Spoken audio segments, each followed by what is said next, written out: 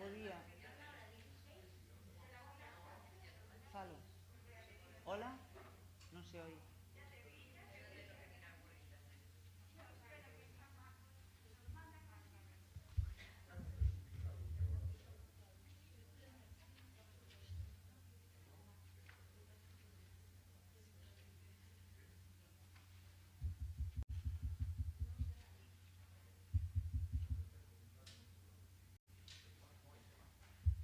Non vai o micro.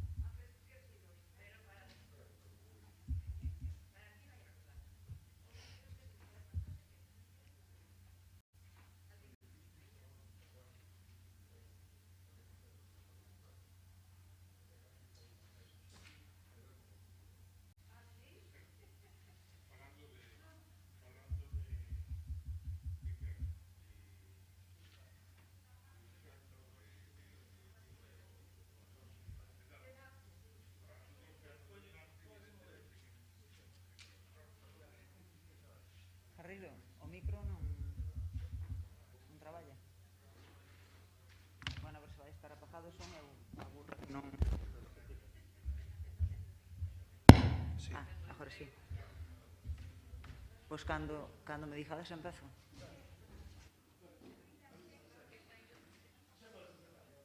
Sí?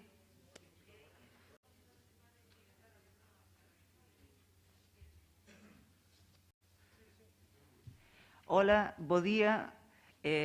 Hoxe, nesta segunda sesión de mañá da Semana Galega de Filosofía, temos a honra e máis o enorme placer de contar coa presencia, aínda que sexa virtual, que a nós gustaríanos, e sei que a él tamén, que isto se puidese facer do xeito no que a aula viña celebrando as conferencias ao longo destes últimos 36 anos, pero, bueno, por causas evidentes, pois está claro que non puido ser así que lle agradecemos doblemente ao profesor Petit este esforzo. Santiago López Petit é químico e filósofo. Nos anos 70 militou no movemento obreiro autónomo, co que entrou en contacto cando era estudante de química na Universidade de Barcelona. Traballou como químico nunha fábrica de vidro, que era Cristalería Barcelonesa, recuperada polos traballadores que decidiron apropiarse da fábrica e colectivizala cando se deron conta de que a empresa levaba unha chea de anos sen lles pagar a Seguridade Social. Viviu, por tanto, a fondo as folgas e as loitas obreiras, sobre todo as experiencias de resistencia obreira autoorganizada, xa que foi durante moitos anos militante e activo participante de autonomía obreira. Estas experiencias de resistencia obreira autoorganizada caracterizábanse porque as asambleas de traballadores se constituían en organismos únicos de conducción das folgas, de negociación coas empresas e de extensión da solidariedade, rexeitando, por tanto, aos partidos e aos sindicatos con cadros externos á propia fábrica como canais vehiculares da loita obreira desde fora. Viviu así mesmo o arribismo e a traición por parte de grandes sindicatos que se reclamaban de esquerda, alentando a rendición dos traballadores, alentando a aceptación dos despidos dos compañeiros, a volta ao traballo e a aceptación das condicións impostas polas empresas e polo Estado. Lembremos tamén, ademais do caso da fábrica na que traballou Petit, que era a Cristalería Barcelonesa, o que foi o caso paradigmático destes anos, que foi dos anos 70, que foi a folga de Roca Radiadores no Baix Llobregat, que durou dende novembro do 76 até febreiro do 77 e que pecha, de alguna maneira, o ciclo das loitas autónomas.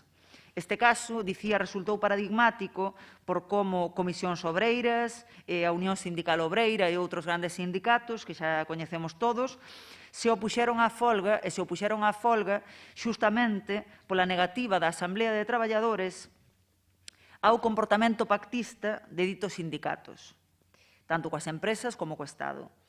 Estes fracasos das loitas obreiras, acompañadas polo arribismo e pola traición, repito, das grandes organizacións sindicais, E o aproveitamento, por outro lado, que o capital fixo para o seu propio beneficio da loita de clases, deron como resultado, di el, a desarticulación da clase obreira como auténtico suxeito político, ou que se recoñece, por o menos a si mesma, como auténtico suxeito político. É o regreso, polo tanto, ao vello imperio da lei e da orde. O regreso, di el, á normalidade. A normalidade, por suposto, non a nosa, senón a normalidade do capital. E, para ser admitidos nesta nova normalidade, por suposto, a chamada oposición responsable, que eran o grupo de todos estes partidos e sindicatos que animaban o pacto, a aceptación dos despidos, o abandono dos compañeiros, etc., en aras de manter os postos de traballo que ainda se podían manter, etc., Di Petit fixo méritos sobrados para formar parte activa e xogou un papel central nesta nova realidade que era a bella realidade de outro xeito. En palabras súas, di, o reformismo obreiro axudou ao reformismo do capital na súa tarefa de adecentar a dictadura e prometeu fidelidade eterna á realidade. O peor, di, da transición post-franquista foi unha derrota que se nos presentou como unha victoria. Este foi o grande engano. A nova normalidade construíuse, por tanto, con oportunismos, con renuncias e con consumos. E, evidentemente, todas estas renuncias, todos estes oportunismos, todo este desánimo, toda esta afección, sobre todo, que afectou a loita obreira, desemboca nun malestar que aínda seguimos vivindo hoxe en día de maneira clara, ven de maneira psicolóxica, ven somatizando en enfermidades ás cales non se lle pode atopar, ou os médicos non son capaces de atoparlle unha causa fisiolóxica, pero, sen embargo, sí que desemboca en fortes dores físicos, nun malestar insoportable, etc. Bueno, el dito isto, desemboca nun malestar longamente soportado, que será un dos temas que hoxe traballará Petit na súa conferencia. Tamén en verbas súas, se me permitides recurrir a outra cita súa, porque penso que merece a pena, di: a transición española vendeuse como unha transición modélica dunha ditadura a unha democracia. A chamada transición, o que é a historia de como a loita obreira foi utilizada para que o propio capital se impuxese. A transición hai que vela, polo tanto, como a utilización capitalista, como a reforma da loita obreira. O capitalismo, que estaba en crise, que contaba en España cunha superestrutura política débil para os fins que buscaba, non podía soportar, alá polos anos 75, a presión popular. E entón chega un momento en que o propio capital se impón a si mesmo a necesidade de cambio. E a maneira na que o fai é a instrumentalización da loita obreira, é dicir, canalizando a loita obreira dentro dos límites da democracia. En fin, trátase de cambiar a superestrutura para que a infraestrutura permaneza absolutamente intocada. En palabras de Petit, as loitas autónomas son o que se aparta desta lógica do pacto. Estas últimas palabras son extraídas, por certo, dun filme documental que se chama Autonomía Obrera, que está colgado na páxina, logo os falarei dela, de Espai en Blanc, que é un proxecto no que traballa, entre outras persoas, e do que foi fundador López Petit, onde se pode ver en aberto este documental e outros documentales relacionados con isto, que están en aberto e que desde logo paja a pena velos porque son bastante reveladores. Petit cualifica estes anos das loitas obreiras, dos fracasos das loitas obreiras, das múltiples traicións, dos pactismos, do papel incluso de como certos cadros sindicais, digamos, escalaron políticamente, certos cadros políticos escalaron políticamente xustamente a conta de instrumentalizar as loitas obreiras para facelas asumibles dentro dos límites dunha democracia parlamentaria burguesa, etc., cualifícaos como un auténtico laboratorio político. E el di que a ensinanza fundamental que extraeu desta experiencia foi que existe, en palabras súas, digo así, que existe unha xenerosidade creadora e libre, unha espontaneidade organizada de homes e de mulleres que non teñen medo a empregar a súa propia forza para defenderse e que, ademais, son capaces de facelo sen ningún medo, fora de todo cálculo posibilista, fora de todo cálculo de beneficios. É a manterse fiéis á frase de Marx: lembrades vos, a emancipación dos traballadores debe ser obra só dos propios traballadores. Traballando en Cristaleira e Barcelonesa, a que me refería antes, traballando como químico ali, pago os estudos de filosofía con 30 anos e, con posterioridade, traballará durante 20 anos na Universidade de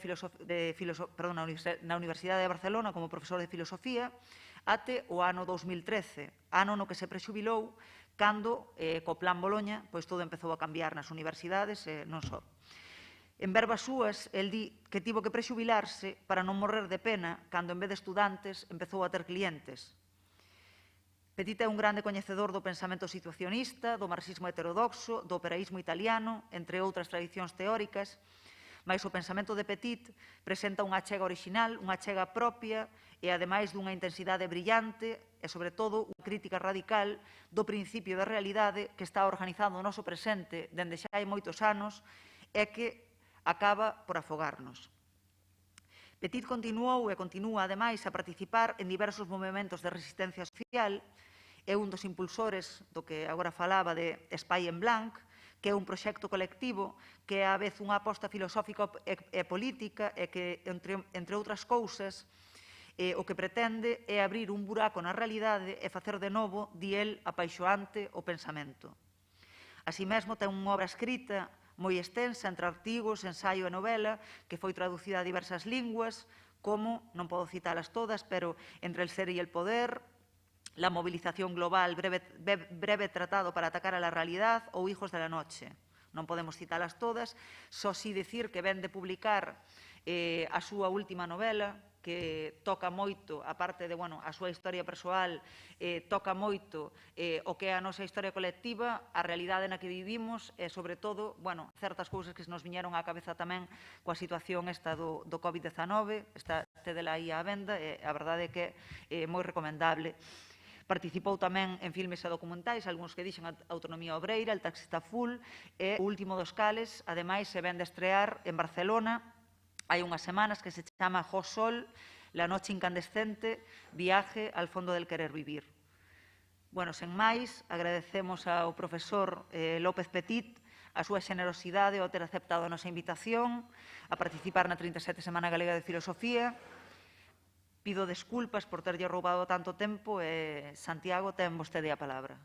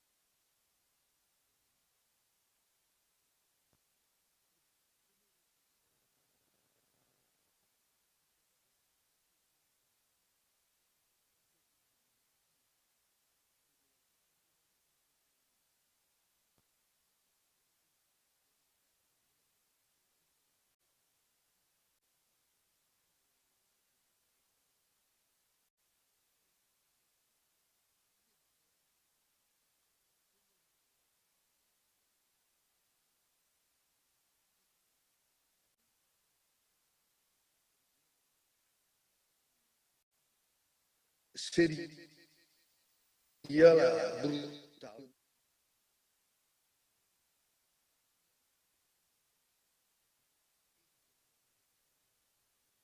Yo la llamo la cochina, triunfo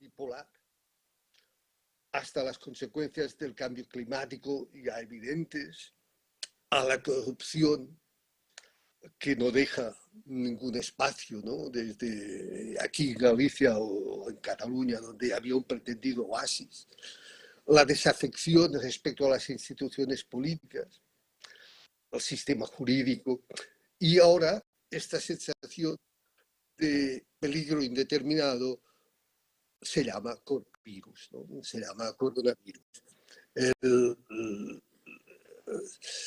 Y justamente el coronavirus ligado a este proceso de desarrollo capitalista, ¿no?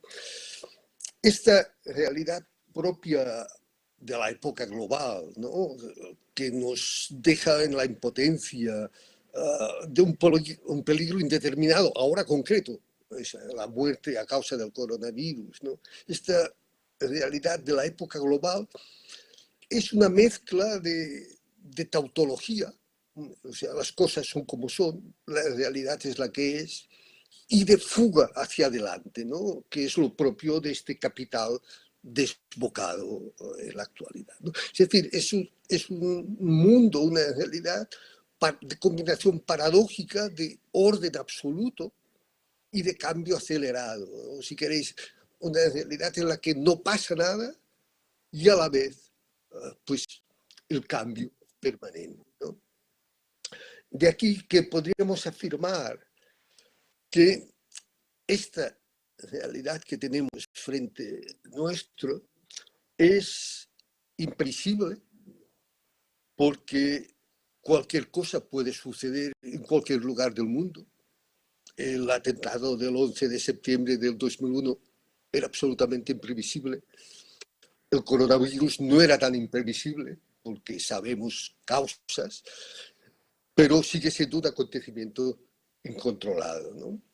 Es una realidad, digo, imprevisible, arbitraria, porque se impone por sí misma, inexorable, porque nos conforma cuanto más nos indetermina.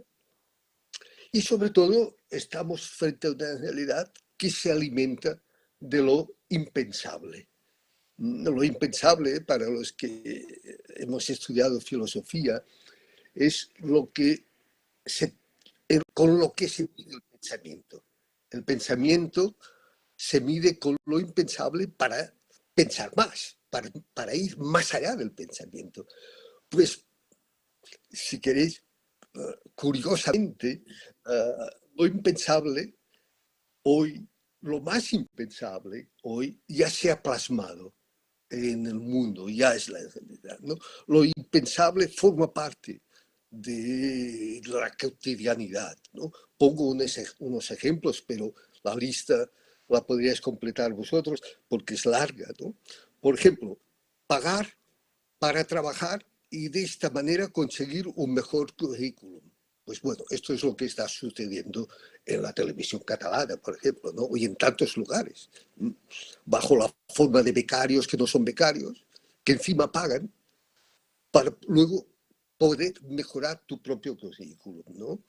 O lo que decía el Partido Popular recientemente, que defender la muerte digna se hacía para evitar gastos hospitalarios, ¿no? Es decir, o tener que pagar al mismo banco que te ha expropiado la casa por no poder pagar la hipoteca. Es decir, todo esto impensable, ¿no?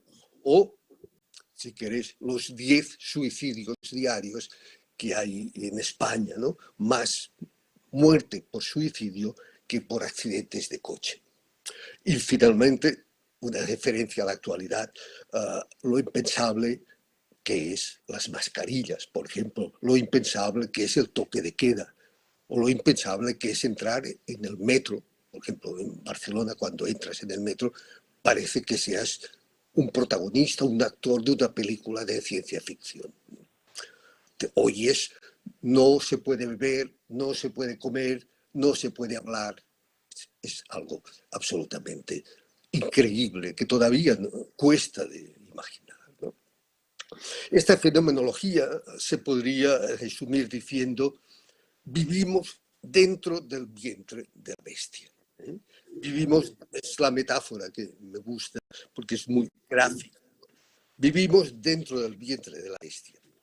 Entonces, cabe afirmar que esta bestia es el neoliberalismo. Sí y no. Sí, porque ¿cómo no constatar el pleno triunfo del neoliberalismo, ¿no? El neoliberalismo entendido como un modo de gobernar que extiende el mercado a todos los ámbitos de la sociedad, que privatiza al Estado, que no lo anula, porque esto es falso, que no lo anula, al contrario. Todo ello apoyado por una subida del individualismo, la crisis de las instituciones tradicionales, las nuevas tecnologías, la financiarización, etcétera, etcétera. Sí, por lo tanto, triunfo del neoliberalismo, pero a la vez no, porque es mucho más. Es decir, ya lo apuntaba Montserrat, ¿no? Cuando hablaba, se ha producido una gran transformación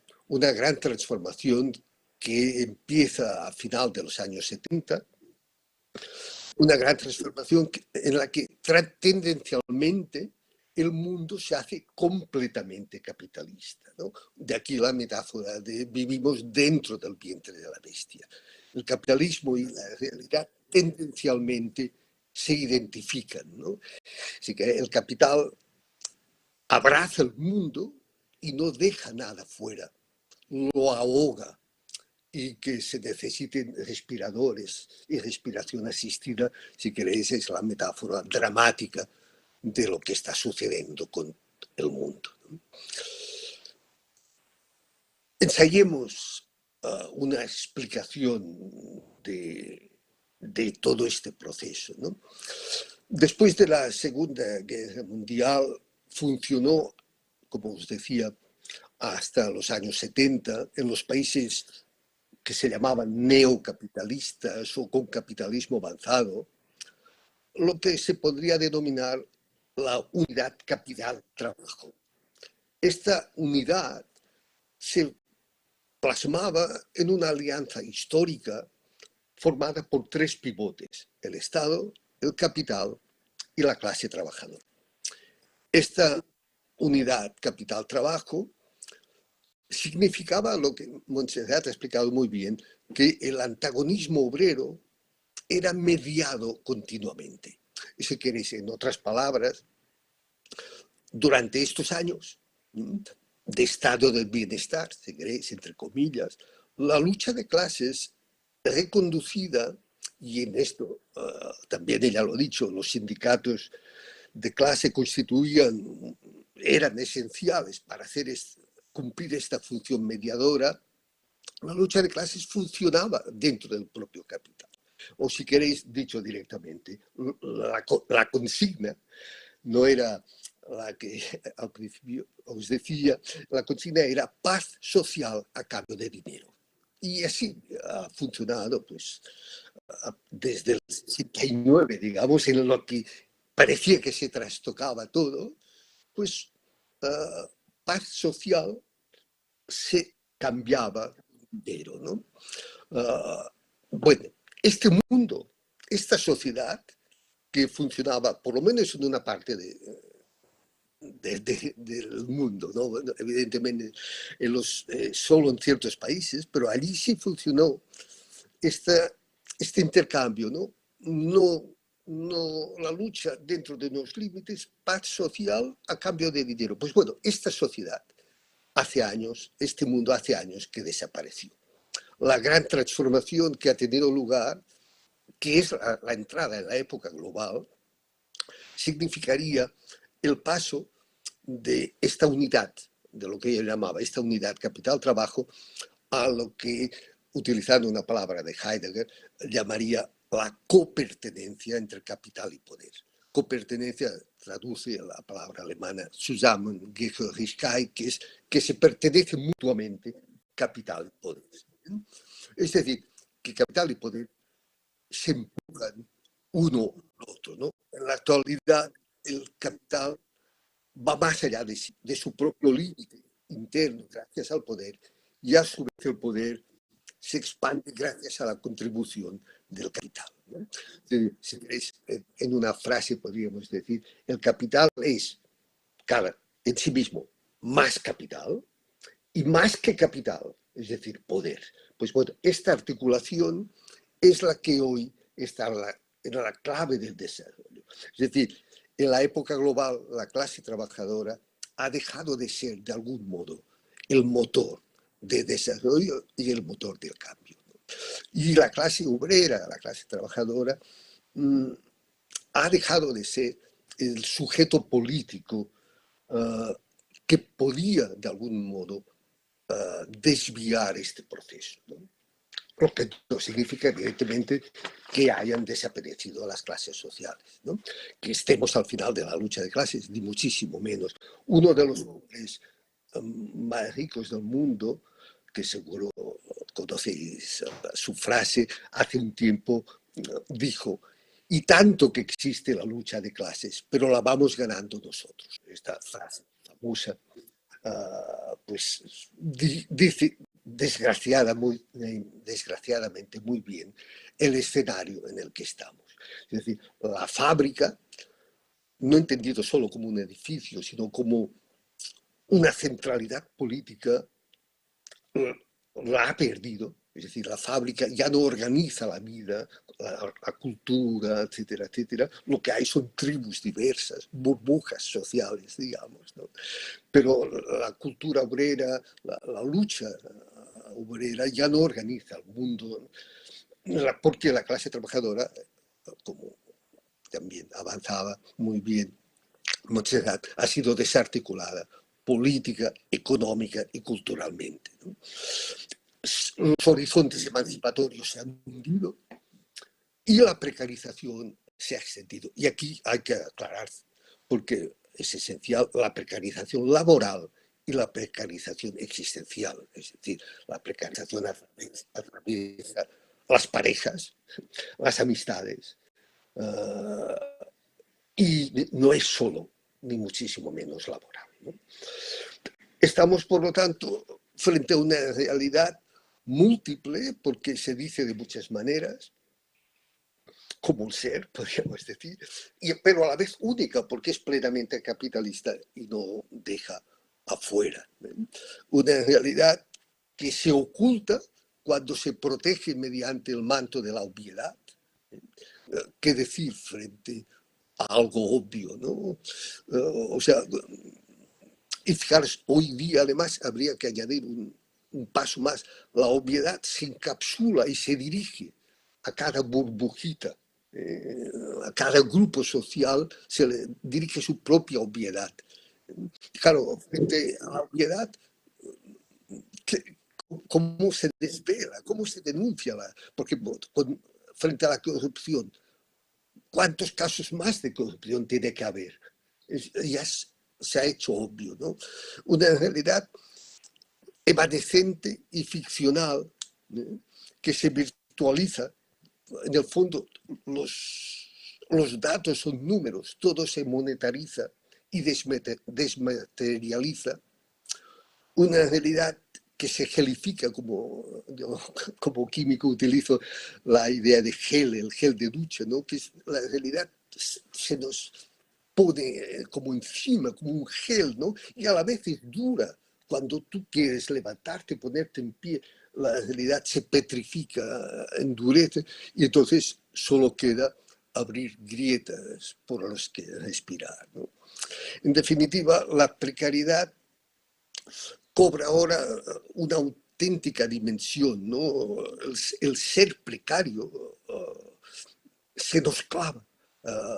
Y el ser precario significa estar solo frente al mundo, pero paradójicamente metido en una red de relaciones. Dicho, si queréis, de una manera un poco más brutal, lo que esta realidad plenamente capitalista a cada instante de nuestra existencia nos plantea es cuánta humillación estamos dispuestos a soportar. Este es el día a día, ¿no? Cuando buscas trabajo, cuando estás en la universidad o en la escuela, donde sea, ¿no? La cuestión que hoy se plantea día a día, y de aquí hablaré luego de la vida como algoritmo, es cuánta humillación estamos dispuestos a soportar. Y vuelvo a la pregunta inicial, ¿cómo se ha llegado a esta situación, ¿no? En la que casi tenemos que pedir perdón para existir? Ya he adelantado una respuesta, pero ahora la pregunta se hace como más radical todavía, ¿no? ¿Cómo atacar a la bestia si vivimos en su interior? ¿Cómo atacar si vivimos en el vientre de la bestia? ¿Cómo atacarla si somos nosotros mismos quien la alimentamos? La caverna platónica, el mito de la caverna que todos conocéis, es simple de explicar, ¿no? Es unos prisioneros que están en una caverna, están atados, ven pasar unas sombras. Si queréis, ahora sería la televisión, pero bueno, entonces era el primer teatro de sombras. Uno se libera, un prisionero se libera, sale afuera de la caverna y ve el sol. Ve el sol porque en la caverna él se dice, la vida no puede ser eso. Sale, ve el sol, que es el bien, que es la verdad. Platón dice, y se está muy bien allí viendo el sol, pero Platón dice, no, hay que volver dentro de la caverna. Ya sabéis, la historia acaba mal, ¿no? Primero lo tantea y luego lo acaban matando, ¿no? El mito de la caverna es fundamental porque pone en juego la metáfora que para mí pues, es esencial porque es casi la humanidad empieza a pensar a partir de la polaridad luz-oscuridad. La polaridad luz-oscuridad. Y el pensamiento crítico, en el fondo, en el peor de los sentidos, por ejemplo, Lenin, cuando habla en el quehacer, ¿no? Pues hay que llevar la conciencia de clase a los trabajadores, y desde fuera, ¿no? Pero no en este sentido, sino en un sentido más, digamos, afirmativo y positivo y menos burocrático, pues es la misma idea, ¿no? La razón, el pensamiento crítico desvela lo que está escondido, ¿no? Saca la luz. Porque el concepto de alienación, que es fundamental para explicar la sociedad, sabéis que se basa en tres momentos, ¿no? El hombre crea objetos, instituciones, por ejemplo, crea el Estado o la energía nuclear. En un segundo momento, estos objetos creados adquieren una autonomía una independencia y se sustraen a la finalidad perseguida, y en el tercer momento, como consecuencia de ello, pues los productos creados por el hombre se transforman en una fuerza extranjera que le domina, ¿no? El hombre inventa la energía nuclear y acaba haciendo la bomba atómica. Es decir, la denuncia de la alienación, de la separación que comporta todo lo que hace el hombre y que se le separa, ¿no? Era la base de la crítica anticapitalista, la base del pensamiento crítico era denunciar la alienación, este fenómeno, ¿no? Lo que hace el ser humano, en su mejor intención muchas veces, pues, se le acaba poniendo en contra, ¿no? La crítica de la alienación pues se aplicaba a la economía, a la política, el Estado, ¿no? Por ejemplo, a la cultura. Y los situacionistas y Guy Debord, pues la llevaron hasta el final. El capital se convierte en imagen y lo que era el fetichismo de la mercancía, ¿no? La mercancía se convierte en un fetiche que nos domina. Debord lo explicará como la sociedad del espectáculo, ¿no? Todos somos ya espectadores de este espectáculo, no somos sujetos, somos espectadores. Ahora bien, si lo que he explicado anteriormente sobre nuestra situación, ¿no? El estar dentro del vientre de la bestia, si esto es cierto, ¿no? Entonces no hay distancia. Entonces no hay distancia. Y el pensamiento crítico es el pensamiento que se distancia, pone una distancia para poder empezar a hablar. Entonces, y de este punto es en el que creo que hay que reactualizar el mito de la caverna.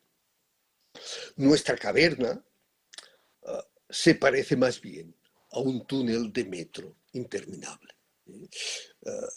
No somos espectadores, como decía Debord, que un día llegaremos a ser sujetos. Más bien somos moscas pegadas al cristal de un escaparate.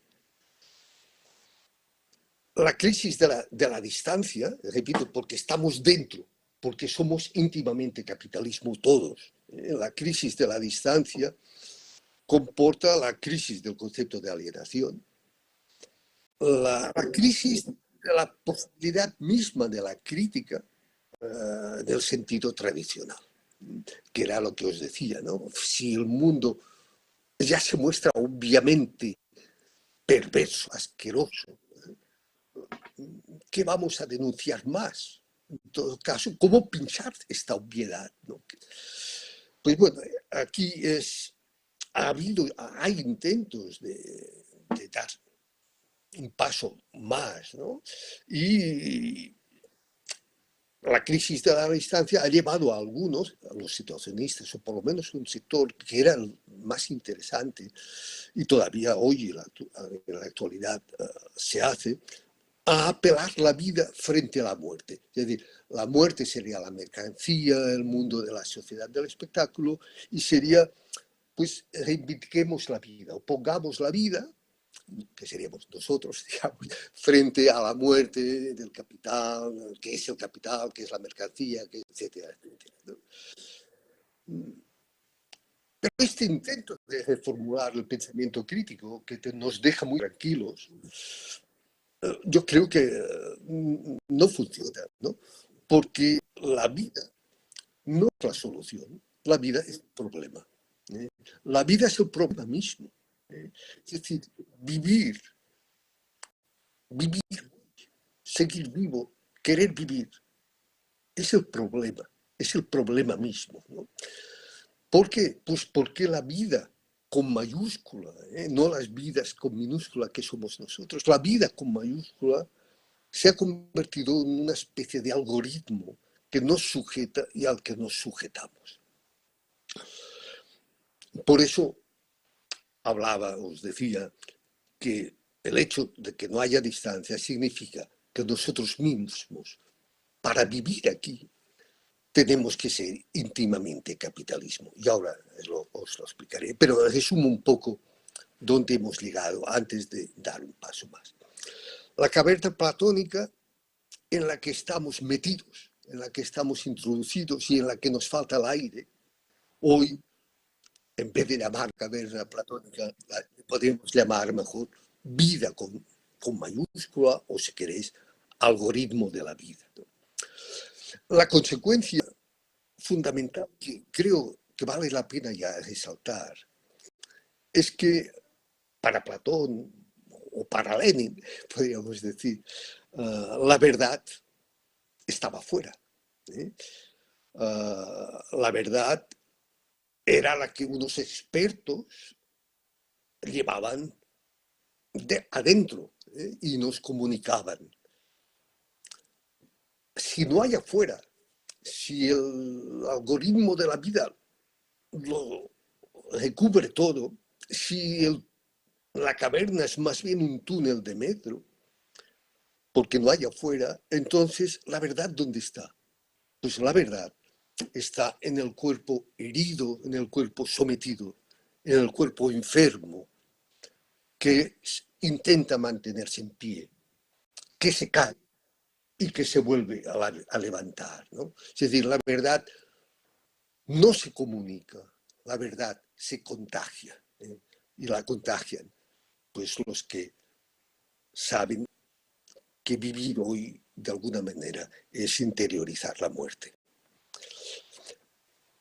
Y el otro punto que me gustaría concluir, la alienación, por lo tanto, ya no nos sirve tanto, si queréis, como un concepto para denunciar, para calificar este mundo, esta realidad, porque más que alienación, lo que está ocurriendo es una verdadera destrucción del pensamiento. Y aquí nos podríamos extender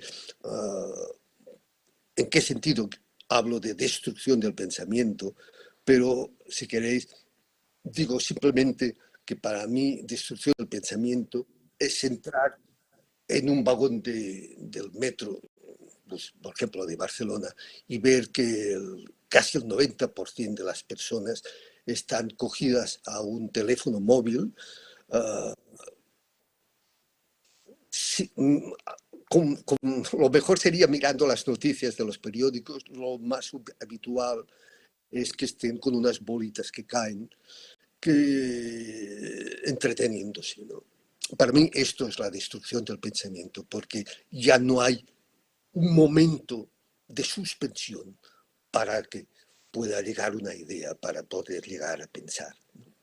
Esta es mucho peor que la alienación, porque por lo menos en la alienación el enemigo estaba fuera.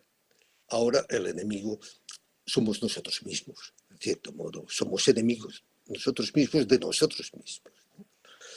Bien, ahora ya sí paso a analizar el algoritmo de la vida. Antes de entrar propiamente, digo un par de aclaraciones sobre el concepto de algoritmo, que muy simple, pero y que seguro que conoces, pero que está bien para seguir. Un algoritmo, todos lo sabemos ya, es un conjunto de instrucciones, de una secuencia de pasos lógicos ejecutados en orden para obtener la solución de un problema. Esto parece muy complicado, pero es muy simple. Un algoritmo, por ejemplo, es una receta de cocina. Pues pelar la cebolla, ponerla a sofreír y bueno, esto es un algoritmo, ¿no? O por ejemplo un manual de uso del funcionamiento de, yo qué sé, de una impresora que tengo aquí al lado, ¿no? Que te dice, esto es un algoritmo. Las características del algoritmo, pues son dos básicamente, ¿no? Que debe ser preciso, indicar cada paso, y debe estar bien definido, de manera que si alguien otro lo aplica, lo sigue, pues sigue dando el mismo resultado, ¿no? Y dos precisiones que sí que creo que son importantes. En el algoritmo habitan, hay las dudas y los prejuicios del programador. Es decir, un algoritmo no es neutral. El algoritmo, la frase que es muy conocida es, el algoritmo lo ejecuta un procesador, pero lo programa una persona. Es decir, simplemente, por lo tanto, todos sus prejuicios ya están allí, ¿no? Y además un algoritmo solo sirve para el objetivo que ha sido diseñado, ¿no? Es ciego, y conservador, porque las excepciones que dependen del contexto, pues no puede verlas, ¿no? Pues dicho esto, voy al centro de la conferencia, ¿no? El algoritmo de la vida. La expresión algoritmo de la vida es un genitivo que posee un doble sentido. Este doble sentido, para mí, corresponderá a dos etapas de lo que a partir de Foucault se ha venido a llamar biopolítica. La primera etapa sería la siguiente, ¿no? El algoritmo de la vida significa, en primer lugar, que el algoritmo pertenece a la vida, el algoritmo de la vida, el algoritmo pertenece a la vida. Es decir, está inscrito en ella y funciona en su interior. Esto es lo que todos sabemos, y no me detendré mucho en explicar. En la era digital, nuestra forma de pensar, de vivir, se despliega bajo la fuerte influencia de pocas empresas de tecnología que funcionan con algoritmos secretos que no sabemos, que no desvelan sus secuencias, ¿no? Google nos mantiene informados, pero en realidad uniformiza y jerarquiza el pensamiento. Apple nos entretiene, Facebook, Instagram sirven para exponernos y socializarnos, Amazon sirve para comprar, y por ejemplo, yo qué sé, Globo te lleva a casa la comida que has pedido y se queda el 30%. Y por lo tanto, el pobre restaurante que hace la comida, pues al poco tiempo tendrá que trabajar simplemente para Globo y no ganará nada, ¿no? Pues los algoritmos, estas plataformas algorítmicas están presentes en la educación, en la vigilancia, en el comercio, en la falsa economía colaborativa. Digo algunos ejemplos, pero me interesa más pasar a la segunda parte, ¿no? Pero bueno, los algoritmos, por ejemplo, en la educación, ¿no? Pues en la educación ahora existen dispositivos que tienen la forma de una diadema para registrar la actividad cerebral de los usuarios, ¿no? Y medir su nivel de concentración. Pues esto se aplica a los conductores públicos en China, pero también se aplica a los escolares, de tal manera que el profesor sabe, porque se enciende una bombilla, si el niño o la niña tiene un más bajo o ya impresentable de concentración, ¿no? En el trabajo, la presencia de los algoritmos, pues ya os lo he adelantado, es evidente. ¿Quién dirige a los conductores de Uber o a los repartidores de Globo o de Deliveroo? ¿Quién es el patrón? Es alguien que no se sabe cómo funciona, una caja negra que les indica dónde ir, cómo ir, y los trabajadores mismos libremente, entre comillas, deciden si quieren o no trabajar, pero evidentemente saben las consecuencias de no querer, porque luego ya no les vuelven a llamar, ¿no? De ir demasiado lento, etcétera, etcétera, ¿no? Es decir, gracias al algoritmo, la empresa gana muchísimo, pero se despolitiza totalmente la relación salarial. En el comercio, la presencia de los algoritmos es fundamental porque se sabe que el 80% de las decisiones de compra responden a motivaciones emocionales, ¿no?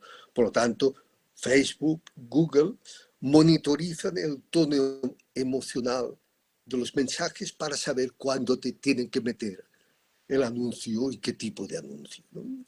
Y bueno, y sobre la vigilancia y el papel de los algoritmos, pues no hace falta.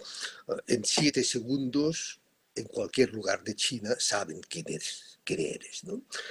Y mi universidad, lo digo muy orgulloso, pues parece que ha inventado una nueva aplicación que permite saber también en muy pocos segundos si llevas puesta bien la mascarilla o si bien, o por el contrario, te sale la nariz fuera de la mascarilla, ¿no? Pues bueno, también hay usos positivos de los algoritmos, por supuesto, ¿no? Este capitalismo de las plataformas tecnológicas no, no se construye sobre la circularidad, sino sobre la bifurcación siguiente, ¿no? Sobre más claramente, se construye sobre la proclama de eres libre de hacer con tu vida lo que tú quieras. Esta bifurcación, que es un engaño, porque no es más que la forma actual del secuestro, es la que organiza este capitalismo de las plataformas, ¿no? Que esta primera etapa, si queréis, que yo os decía de la biopolítica. Por eso hay científicos ligados a la ética que defienden, pues, introducir componentes éticos al interior de este capitalismo de las plataformas, ¿no?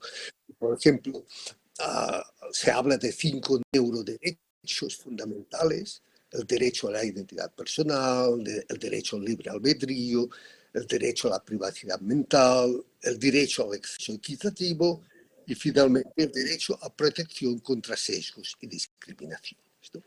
No me entretengo porque desgraciadamente no le doy mucha importancia a estos derechos que para mí más bien son deseos piadosos si no se tiene el contrapoder para imponerlos, ¿no? Más bien toda esta lista u otra que podamos inventar de derechos no es más que blanquear con ética pues lo que está sucediendo día a día, ¿no?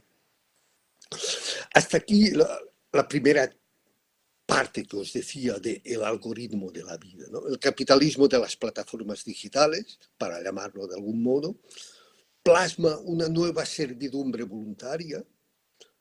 Somos nosotros mismos quienes voluntariamente damos datos necesarios, damos los datos necesarios para ser controlados, expropiados y monetarizados. Pero yo creo que la situación ha dado un paso más y que este algoritmo de la vida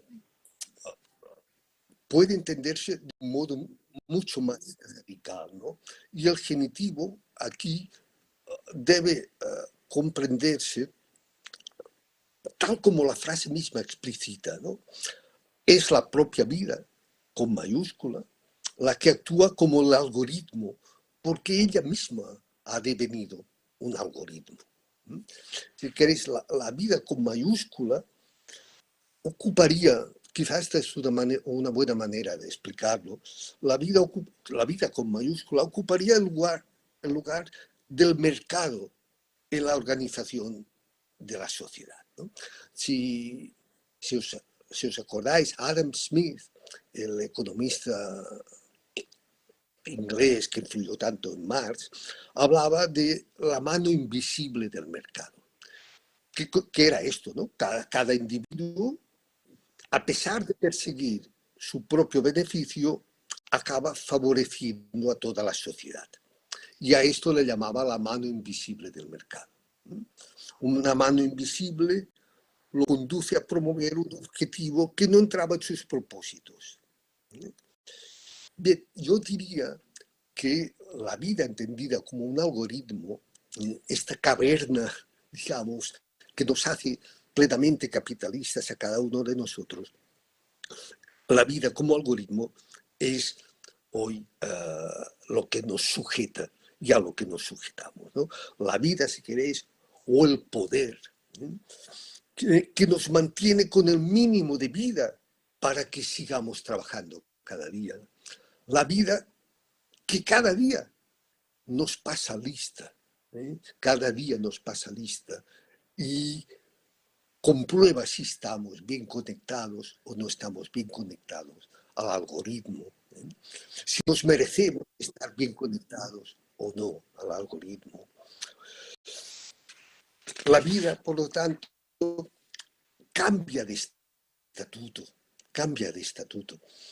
Por eso, hace tiempo planteé que era conveniente pasar de lo que se concebía como la explotación capitalista a la movilización global. No es que desaparezca la explotación capitalista, ni muchísimo menos, pero se redimensiona, ¿no? Es decir, vivir hoy es estar continuamente movilizado.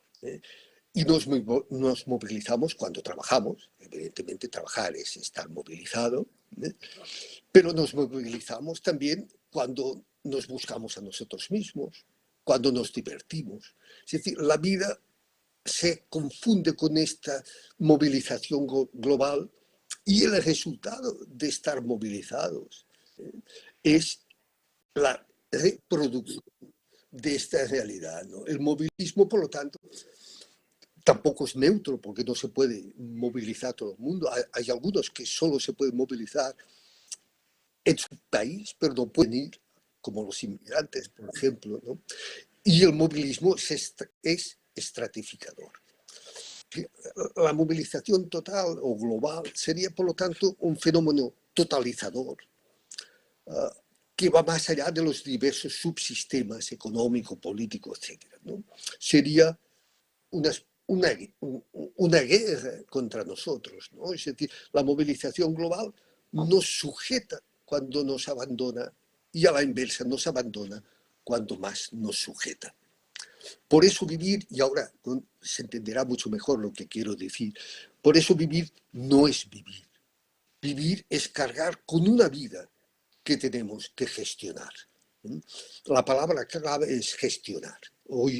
Ayer me preguntaban un periódico de aquí, Galicia, y me venía a la cabeza esto, ¿no? La palabra gestión se ha convertido en la clave, ¿no? Gestionamos nuestras emociones, gestionamos a la escuela de los niños, gestionamos nuestra propia vida, ¿no?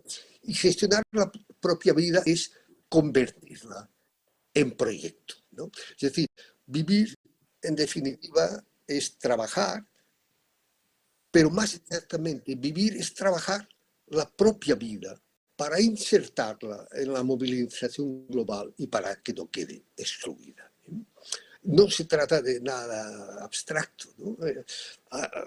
Hace tiempo se me ocurrió un término que lo explica, creo, muy bien, ¿no? De un modo muy claro, ¿no? Que es la idea del yo como un yo marca. Yo soy significa en la actualidad, yo soy mi propia marca comercial. Y todos, todas somos una marca comercial, queremos ser una marca comercial, ¿no? Porque de lo contrario no cuentas, eres una sombra en un teatro de sombras, ¿no? Por eso todos, hasta yo mismo, aspiramos a ser una marca, ¿no? Lo que siempre digo, lo que intento es desconstruirla un poco, no creérmela demasiado, ¿no? Pero fijaros, es un yo marca, significa esto, ¿no? Tener un valor monetario, un capital simbólico, pero además un yo marca significa estar marcado por el propio capital, ¿no? Por el propio capital, interiorizamos el capital para poder vivir. El yo marca, por lo tanto, para poder sobrevivir, es esta unidad de movilización. Cualquiera de nosotros es una pieza dentro de la máquina de movilización. Pues bien, gracias a dar esta conferencia, se me ocurrió, y creo, a mí me ha dado mucho juego por lo menos, es que si la vida es este algoritmo que organiza el mundo y nuestra existencia, entonces, obligatoriamente, la unidad de movilización se convierte en un terminal. Es decir, nosotros somos terminales del algoritmo de la vida, es decir, vidas vaciadas de vida, vidas a las que se expropia el querer vivir para que encajen, para que funcionen bien como terminales, ¿no? Nosotros creemos vivir, pero en cambio gestionamos una vida hipostatizada y autorreferencial, porque es esta vida algoritmo, ¿no? La consecuencia es extraño, por lo tanto, es extraño pues que se extiendan las denominadas enfermedades del vacío, o yo también las llamo las enfermedades de la normalidad, la depresión, la anorexia, la fatiga crónica, tantas y tantas enfermedades que los médicos dicen, no sabemos qué tienen, pero no se mueren, ¿no? Pero está mal, pero no se mueren. Estas enfermedades no son más que el efecto de vidas trituradas por esta movilización, ¿no? Por eso, a la vida como algoritmo le es esencial un poder terapéutico. El poder es hoy un poder militar, evidentemente, policía y ejército cada vez se confunden más, pero el poder también es un poder blando, si queréis, entre comillas, lo de blando, que es un poder terapéutico, que es esta medicamentalización generalizada, psicologización generalizada, que efectúa el poder para mantenernos en el ser precario, ¿no? Que nos clava en el ser precario, como os decía, con el mínimo de vida para poder seguir trabajando, ¿no? En el fondo, el poder terapéutico lo que hace es gestionar nuestra vulnerabilidad, ¿no? Ya voy terminando. ¿Recordáis la pregunta a la que habíamos llegado? Es decir, era ¿cómo atacar a la bestia si vivimos en su interior? Y si somos nosotros mismos quienes viviendo la alimentamos, ¿no? Pues ahora una cierta vía, si queréis, no una salida del túnel, pero sí una cierta vía para abrir grietas, se puede definir, ¿no? Atacar, atacar la realidad es interrumpir, bloquear, sabotear la movilización que nos lleva y a la que servimos, ¿no? En vez de conformarnos como un terminal, que en el fondo supone aceptar ser un caso terminal, aunque le llamemos vivir. Podemos desconectarnos del algoritmo de la vida. Esta es la cuestión, ¿no? Desconectarnos no del querer vivir, en absoluto. Desconectarnos del algoritmo de la vida, de esta vida que nos pasa lista, de esta vida que nos humilla. Por lo tanto, interrumpir la movilización global, atacar, si queréis, y enfrentarse a la vida como algoritmo es ser incalculables, es ser imprevisibles, es ser, en definitiva, una anomalía. Anomalía es aquella que decide no encajar, o si queréis, cuyo cuerpo decide no encajar, no adaptarse a esta normalidad que ahoga, ¿no? Y que entonces coge su fuerza de dolor, coge su fuerza de dolor y en vez de girar permanentemente en la pregunta ¿por qué a mí? ¿Qué sentido tiene este dolor? Coge la fuerza de dolor y apunta y la dirige, ¿eh? Y esto es lo que yo llamo hacer del querer vivir un desafío, ¿no? Y ya me detengo que ya hace mucho tiempo, mucho rato que he estado hablando. Os agradezco escucharme.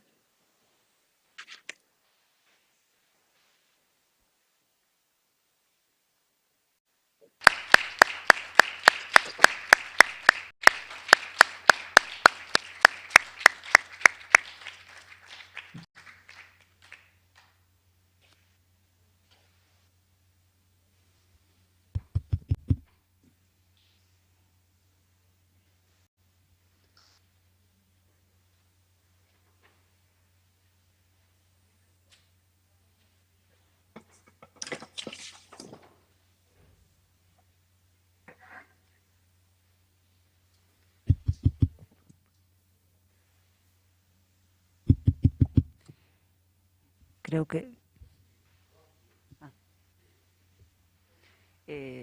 ben, se alguén quere preguntar... No, perdón, é que como vai con retardo a pantalla que teño diante, pensei que seguía falando, pero non xa rematara. Era por eso que... Desculpade. Entón, sí, quen queira preguntar...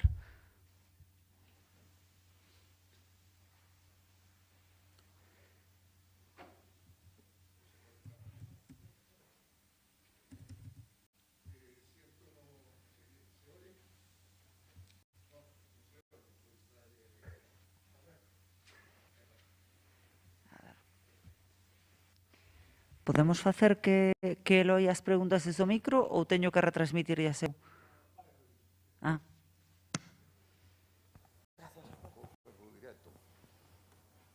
Problemas del directo, ¿no? Vamos a ver. A mí me gustaría mucho llevar la conversación en catalán, pero mi catalán es tan ridículo y tan pobre que prefiero usar esta lengua vehicular que nos han dado, que la presidenta del Congreso pues dice que nos viene de perilla, ¿va? Entonces, sobre lo que habla usted sobre el algoritmo de la vida, yo veo aquí en la publicación que tiene usted una frase, diría que genial, que dice, confundimos vivir con tener una vida que gestionar. Yo creo que tiene usted más razón que un santo, porque en esta vida, desde que empezamos a comunicarnos, cuando tenemos allá pues 1 año y pico, 2 años, pues lo único que hacemos es intentar gestionar nuestra vida. Y yo creo que ya poco gestionamos, porque se ocupa lo que usted llama, bueno, lo que llama todo el mundo algoritmos. Y bueno, no es que tenga una pregunta concreta, pero me puede hablar de un poco de todo esto. Dice que eso, que confundimos vivir con tener una vida que gestionar. Se me parece mucho una frase genial que creo que es de John Lennon o algo así, que dice, la vida es eso que te pasa mientras estás haciendo otras cosas. Eso creo que es precioso, vamos. Y para acercarme, o sea, para ver si he entendido algo de lo que usted dice, normalmente yo me apoyo mucho en la ficción y creo que lo del caballo de Troya, bueno, el caballo de Troya no es realmente la tecnología, sino que es esa necesidad absurda que nos crea la tecnología. O sea, ellos abren las puertas y meten aquel mamotreto dentro sin saber para qué sirve, porque realmente están metiendo un... Sí. Y la máscara que se va. Eso tenía que estar personalizada también la máscara.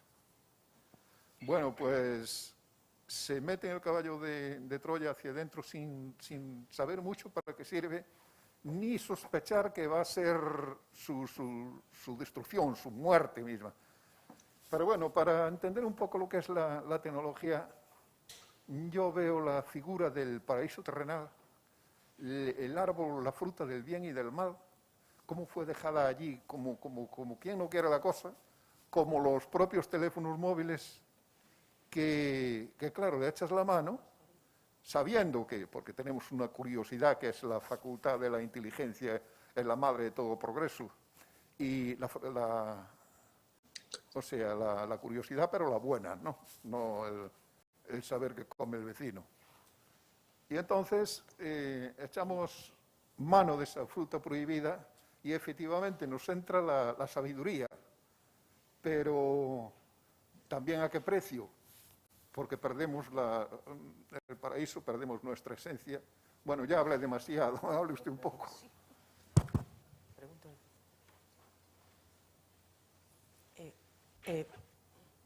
Santiago. Dime. ¿Pregunta o quiere contestar? Hacemos varias preguntas seguidas. ¿Prefieres contestar una por una? Lo que tú quieras, lo que creas que es más conveniente. Como te sea más cómodo a ti. Si quieres contesto. Bien, sí, pues si quieres contestar, bien. Sí, pues contesto. Pues gracias por tu pregunta. Sí, yo tampoco puedo hablar en gallego porque el otro día lo intenté y me sale muy mal. Y hablaré en castellano. Bueno, ya hablaría en castellano, ¿no? La idea de la cuestión sería cómo desprendernos de esta vida gestionada, ¿no? Y ir a lo que tú llamabas, a partir de John Lennon, la vida que te pasa cuando no te pasa, ¿no? No sé si te parece, si os parece, esta es una de las cuestiones que he intentado durante más tiempo pensar, ¿no? Porque el querer vivir, que lo he puesto en el centro, ¿no? Primero lo pensé filosóficamente, no políticamente, luego con una dimensión más existencial y luego por necesidad propia mía de pensar el querer vivir. Pero el querer vivir es muy ambivalente, porque va desde el instinto más básico a la generosidad máxima, ¿no? Y entonces tuve que añadir la idea de desafío, ¿no? Hacer del querer vivir un desafío. Justamente para esto lo que tú decías, ¿no? El caballo de Troya metido, la vida gestionada, cómo salir de ella, ¿no? Y uno de los conceptos que trabajé bastante, que de momento sorprende, pero creo que es útil, es la idea de odio. La idea de odio. Lo explico en un par de palabras, en una frase, ¿no? ¿Cómo voy a abandonar, a salirme de esta vida gestionada, de esta vida cárcel, de esta vida algorítmica, si no odio mi propia vida? Odio, digo, no en el sentido de odiar al chivo expiatorio, al inmigrante, o de odiar a uno mismo que lleva al suicidio. Odio en el sentido de marcar una línea. Yo odio todo esto que no quiero vivir. Pues bueno, esto es un poco, si queréis, una propuesta que va absolutamente en contracorriente con esta idea de un imperialismo, pensamiento positivo, de todos tenemos que ser positivos. No, o sea, si tú no odias tu propia vida, realmente no la vas a cambiar. Vas a estar en ella, vas a estar gestionándola, te va a ahogar. Bueno, esto sería un poco una de las caras del desafío,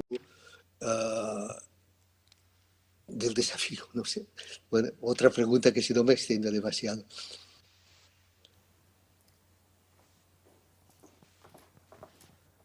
Hola, buenas. Tengo una pregunta en relación a la desconexión del algoritmo de la vida, que entiendo que atraviesa o cómo se ubica el dolor y la colectividad al mismo tiempo, porque uno solo en esa desconexión, ¿no?, necesita de una colectividad, o cómo se relaciona con esa búsqueda de alianzas y a la vez que es un proceso doloroso, ¿no?, en por sí.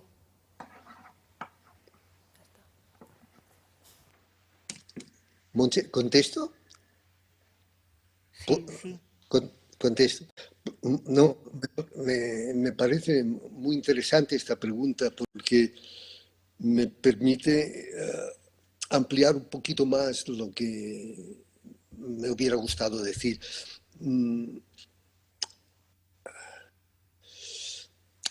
Yo creo que toda política que no parta del malestar de la gente, del malestar común, toda política que no parta de este malestar es un engaño, ¿no? Y por eso el sistema de partidos está absolutamente desprestigiado. Para mí el punto de partida es la fuerza de dolor, la fuerza de dolor. El problema difícil y a pensar colectivamente es que las fuerzas de dolor o el malestar que es común se vive individualmente, no se suman tan fácilmente las fuerzas de dolor, ¿no? Y aquí esta es la cuestión clave, ¿no? Por un lado, ¿hacia dónde apuntar la fuerza de dolor? Y la segunda es cómo colectivizar el malestar social. Entonces, hace un par de años, creo, escribí un libro a raíz que se llama El gesto absoluto, el caso Pablo Molano, una muerte política.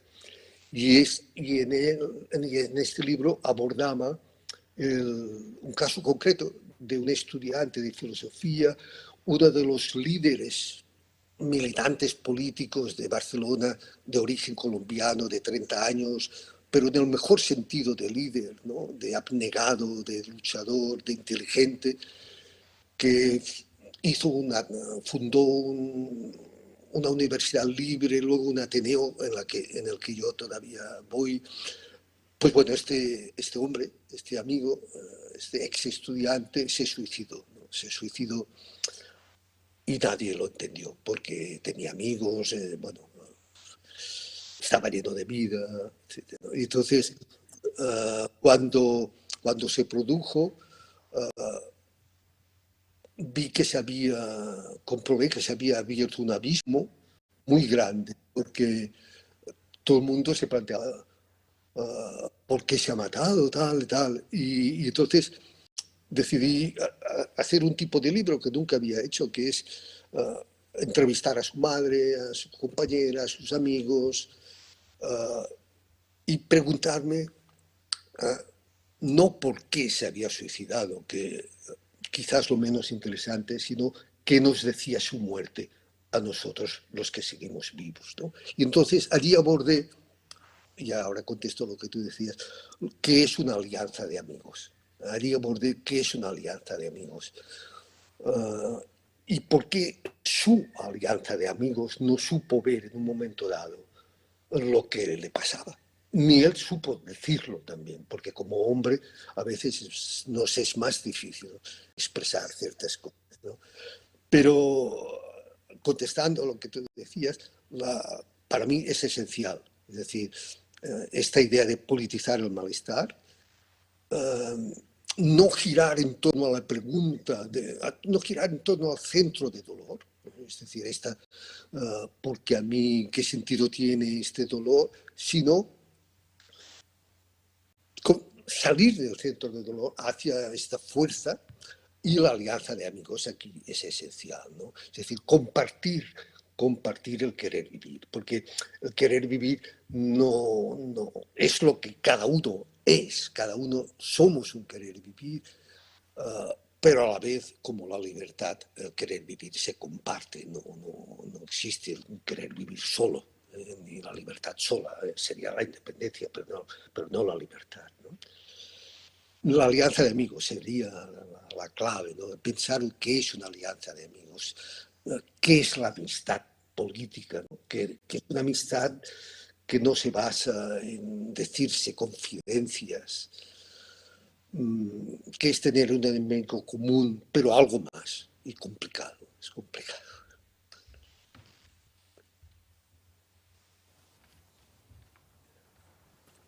No voy a preguntar yo antes. Vale.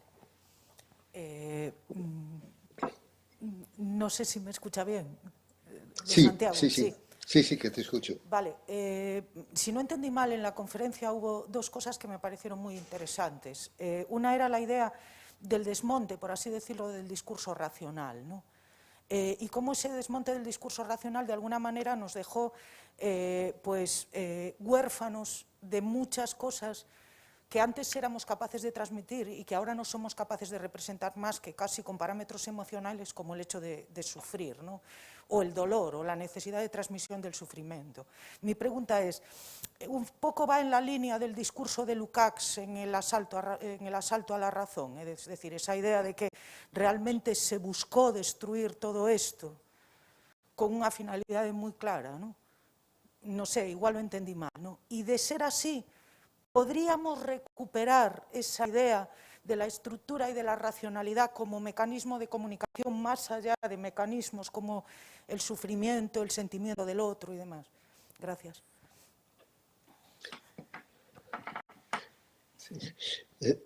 Realmente estas preguntas me dan que pensar. No, una cosa sería Lukács y el libro El asalto a la razón y la lectura que hace de Nietzsche y de las filosofías de la vida. Esto sería para discutir bastante, ¿no? Porque yo creo que Lukács aquí se equivoca un poco, se equivoca un poco. Pero voy a lo que tú dices y yo creo que parcialmente estoy completamente de acuerdo, ¿no? Es decir, yo no hago para nada un discurso emotivista. Es más, mira, voy a explicar un caso que me puso muy nervioso, ¿no? Antes de la pandemia, en una de las asambleas que tuvimos en el Ateneo en el que voy, que es la fuerza política de una zona de Barcelona, el Ateneo Autónomo en la asamblea, antes de empezar la asamblea, propiamente, pues las personas que daban la palabra, la dirigían de alguna manera, pues propusieron que se hiciera que cada uno de los presentes, éramos unos 30, pues dijera cómo se encontraba antes de empezar la asamblea, que era pues para cuestiones concretas en el barrio, de dinero, de cómo pagar el restaurante que hay en el Ateneo, etc. Pero antes propusieron pues que explicáramos cada uno de nosotros cómo nos encontrábamos. Entonces, yo creo que esto es el final de cualquier posibilidad de acción política crítica radical. Es decir, si cada uno de nosotros en una asamblea política, de acción transformadora, ponemos nuestra emoción de cómo nos encontramos en este momento, es imposible llegar a... Es decir, si ponemos la carga de subjetividad completa en el centro, ¿no? Es imposible llegar a ningún acuerdo. Entonces, yo en broma dije que es absolutamente falso, que me encontraba muy bien, absolutamente bien y radiante de felicidad, ¿no? Para burlarme un poco de esta idea de, no de las curas, que me parecen bien en su lugar, pero no llenándolo todo. Es decir, no llenándolo todo, ni muchísimo menos, ¿no? Y entonces, quizá la polaridad luz-oscuridad, que es en el fondo la de Lukács, ¿no? Del marxismo más clásico, yo pondría grises, pondría aquí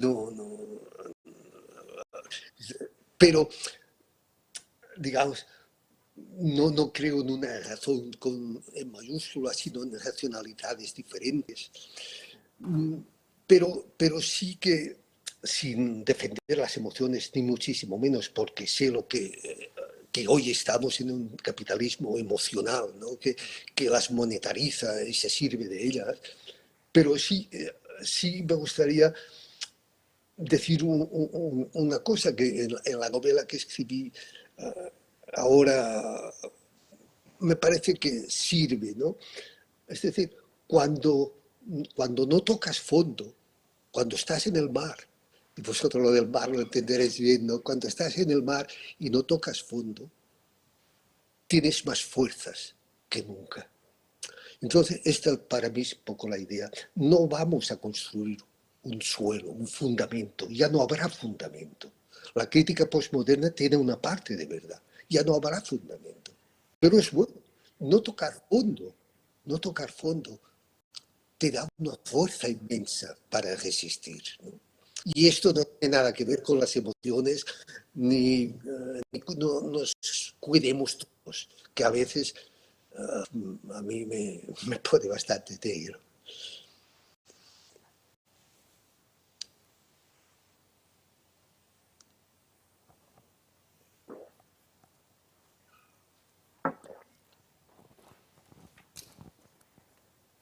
Hola, buenas. ¿Escoitas? En tu exposición hiciste referencia a ese manto de obviedade que recubre la realidad y que nos aplasta. Y yo creo que en relación a la imagen eso es muy potente y también creo que es un mecanismo del sistema trabajar con la obviedad de la imagen. Y te quería preguntar qué potenciales o qué posibilidades le ves a la creación para interrumpir esa movilización del sistema y abrir esas fendas o esas grietas en el sistema que comentas y acercarnos con esas creaciones a ese querer vivir. Gracias.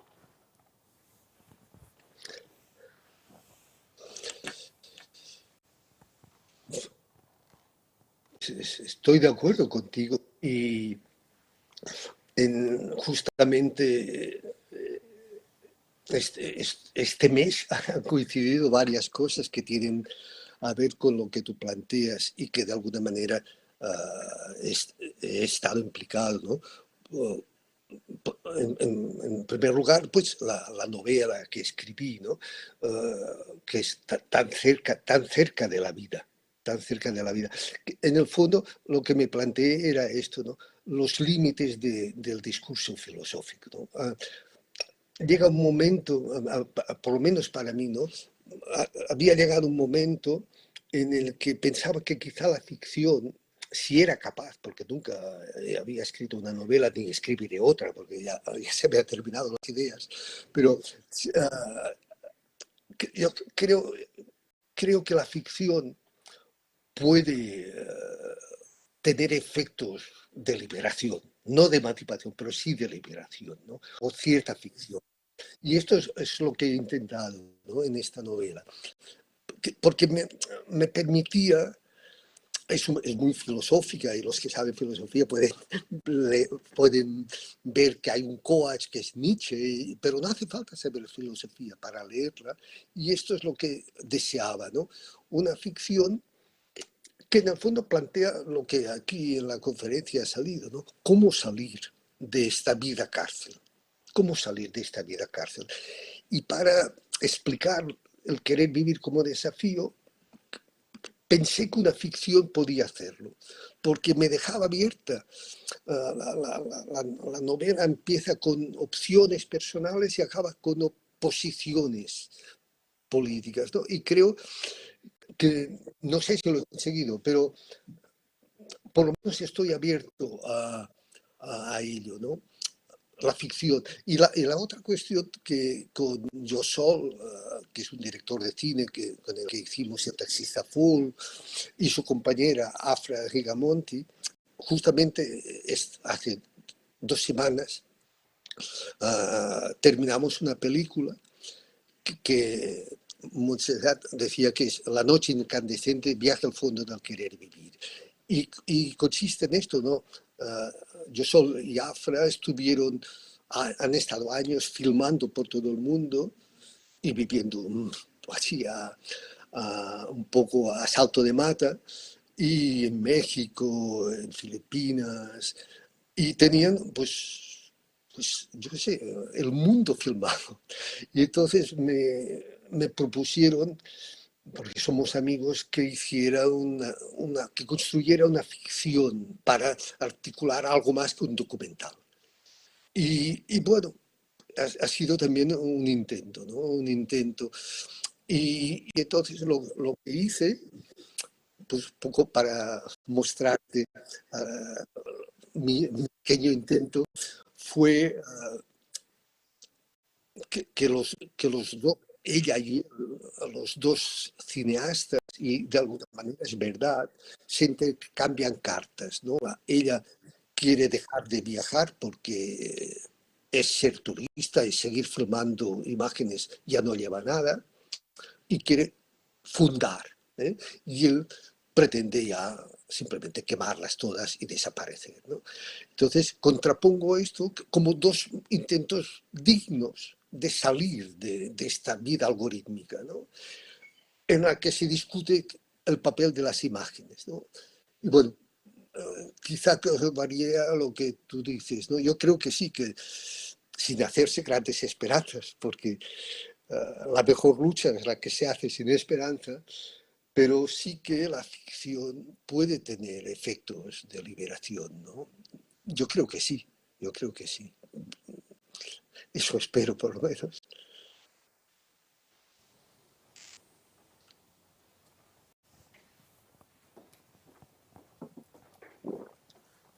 Hola, buenos días.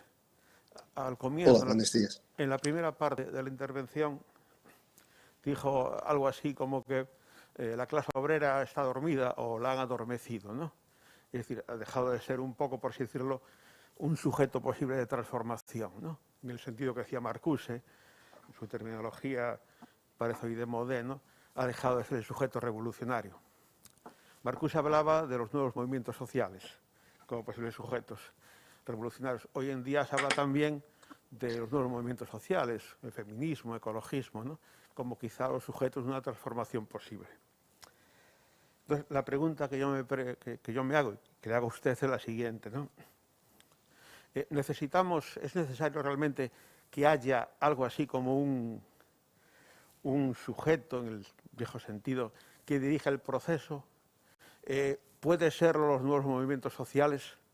O finalmente, la tercera opción, sin la lucidez, o sea, sin ese despertar, ¿no?, del clásico sujeto, ¿es pensable una transformación radical? Acabar con esta sociedad, diríamos, este hipercapitalismo digital también, de que nos decía el conferenciante de ayer. Gracias.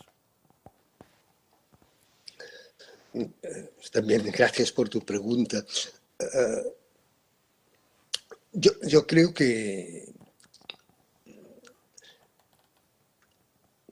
estoy de acuerdo en la idea de que no se necesita un sujeto. Es decir, que cuando yo ya soy viejo, digamos, ¿no? Y cuando empezó la crisis, digamos, del movimiento obrero, que depende de los países, ¿no? El mayo del 68 en Francia dura un año más o menos, o una temporadita. En Italia, su mayo del 68 empieza en el 69 y termina en el 77 con miles de detenidos. En el caso de España, las luchas autónomas pues empiezan en plena dictadura y terminan, para mí, con el pacto de la Moncloa, etcétera, etcétera, ¿no? Estaría de acuerdo con la idea de no poner un sujeto.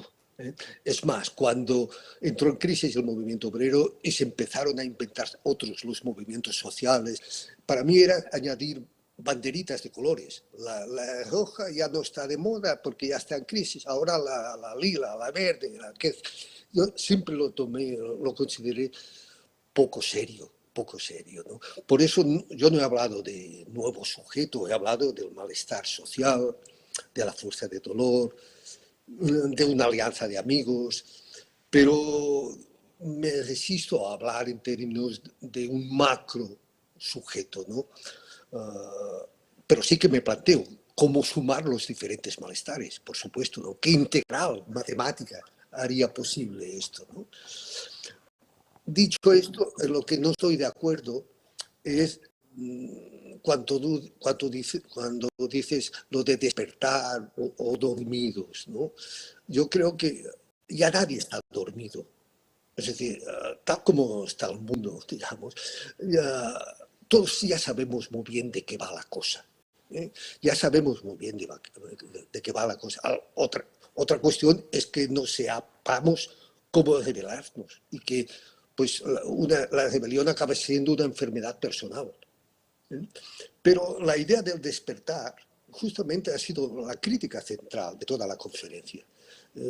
Si no hay luz, oscuridad, si estamos en el túnel, ya no hay nadie que me venga a despertar porque no hace falta. Es decir, es obvio, es obvio. La otra cuestión es cómo nos organizamos para esto. Pero despertar, el despertar es un modelo de la vanguardia antigua. Es decir, ya sabemos muy bien. Otra cosa es cómo atravesamos el impasse. Cómo atravesamos el impasse. Cómo nos despojamos de la impotencia. Pero saber más. Por eso el centro era la obviedad, ¿no? Y la película esta que hemos hecho justamente es esto, ¿no? Cómo desmontar la obviedad, cómo pincharla.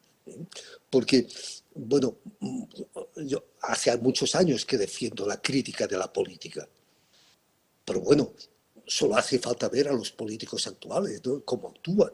Más crítica de la política que ver a Feijóo, por ejemplo, no sé, ya que es necesario. O aquí en Cataluña, ¿no? Ahora otra vez el proceso. Detengámonos un momento para pensar un poquito, ¿no? Es decir, cuando uno, bueno, ahora no me quiero hablar de Cataluña, pero realmente cuando uno se enfrenta al Estado, tiene que saber qué es el Estado. Y si es el Estado español, tiene muchos años de recorrido y por lo tanto, digamos, no es un problema de fuerzas, porque el desafío, el querer vivir desafío, se pone más allá de la relación de fuerzas, pero tampoco hay que ser tontos. Si uno hace un embate con el Estado, ¿no? Y ya digo, y la cuestión del despertar, yo la situaría en otro lugar, ¿no?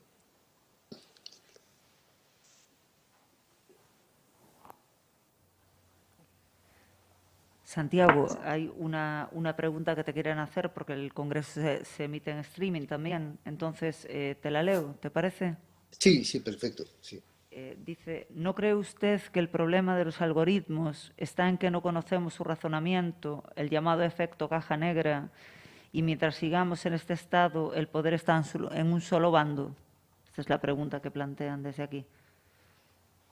No, claro, sí, sí, tiene toda la razón. Es decir, la lucha de los riders, ¿no? De los que distribuyen comida de Globo, etcétera, es saber la caja negra, saber bajo qué criterios está organizada esta caja negra del algoritmo, ¿no?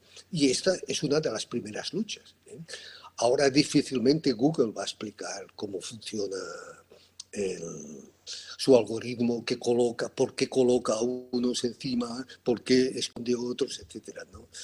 Por supuesto, o sea, es una de las cuestiones clave, por lo menos de cara a los que trabajan bajo el mando del algoritmo, ¿no? Saber qué criterios políticos, porque son criterios políticos, funcionan, ¿no?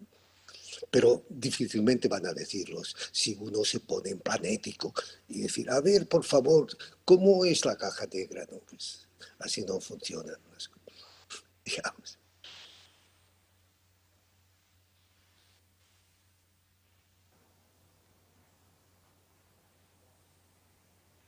Non hai máis? Logo podo preguntar. Podo preguntar eu? Podo. Santiago, bueno... Dime. Aí. Vale. Por decir algo. A ver, esto parece un poco pesimista todo, ¿no? Y como que estamos derrotados y aquí no hay salida, la bestia nos ha ganado, ¿no? Y entonces, no sé, ha habido siempre revoluciones, me refiero a la revolución agraria, luego a la revolución industrial, y ahora hay otra, ¿no? Y en cada de esas etapas, pues siempre se encontraba una solución, había unas luchas, había unas embates, etcétera, ¿no? Entonces, en esta revolución que estamos sufriendo ahora, ¿no? ¿Cuál es la diferencia de las otras, ¿no? ¿En qué se diferencia generalmente las otras, ¿no? Y con relación al sujeto, ¿no crees tú que el sujeto lo hace? O sea, por ejemplo, cuando hay una crisis fuerte, surge un sujeto, siempre. Siempre surge uno que está sufriendo la crisis muy fuerte y entonces se revela. ¿Qué es lo que ha pasado en esta época? Lo que pasa es que no hemos, de alguna forma nosotros no hemos sabido concluir esa guerra, ¿no? Y no hemos conseguido nunca hacernos con los medios de producción. Hoy los medios de producción son otros, pero los dueños de esos medios de producción siguen siendo los mismos, ¿no? Entonces, de ahí un poco que venga eso. Hoy las luchas son yo creo que son diferentes en el sentido de que, bueno, tú has nombrado ahí a los repartidores, los de aquí, o sea, la fábrica, la banca y etcétera. Y antes había una cierta diferencia. Cuando nos ponían una huelga, se atacaba a eso. Hoy es el propietario de todo, de los repartidores, de la banca, de la fábrica y eso, es el mismo. Está unido arriba. En cambio, las luchas, la forma de querer enfrentarse a eso, no son parciales. O sea, un día uno lucha contra los robes, el otro día otro lucha contra no sé qué, y son todas derrotas que van sufriendo parcial porque eso no llega. Pueden conseguir mejoras sociales, pero no pone nunca en cuestión el sistema en sí.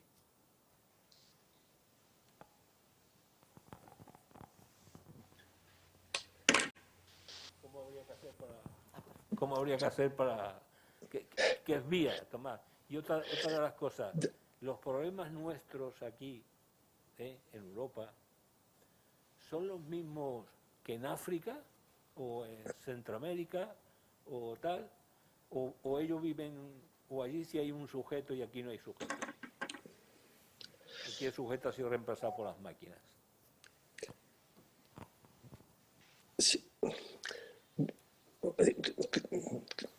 Intento contestar, porque estoy básicamente de acuerdo, ¿no? en esta idea de luchas parciales, pero es que las luchas no solo son parciales, sino que si tú luchas, a veces, pues la empresa la deslocalizan y te quedas sin trabajo. Es decir, se ha hecho mucho más complicado la lucha obrera en este sentido, ¿no? Porque tú lo has dicho muy bien, ¿no? El capital se funde con el banco y con el sistema político a la vez, ¿no? Por lo tanto, estoy de acuerdo, ¿no? Pero yo destacaría también, para no verlo solo desde este punto de vista, la idea de heterogeneidad. Y en esto, por ejemplo, esto es lo que aprendí de algunos viajes a Argentina que hice hace tiempo y a México, la heterogeneidad. Por ejemplo, en Barcelona no hace mucho, pues hubo, por el caso de Hasél, que lo detuvieron, hubo manifestaciones en las que aquí, justamente por esta calle, pasaron varias miles de personas, quemaron containers, coches de policía y es decir, que hay un malestar evidente. Lo que pasa es que este malestar evidente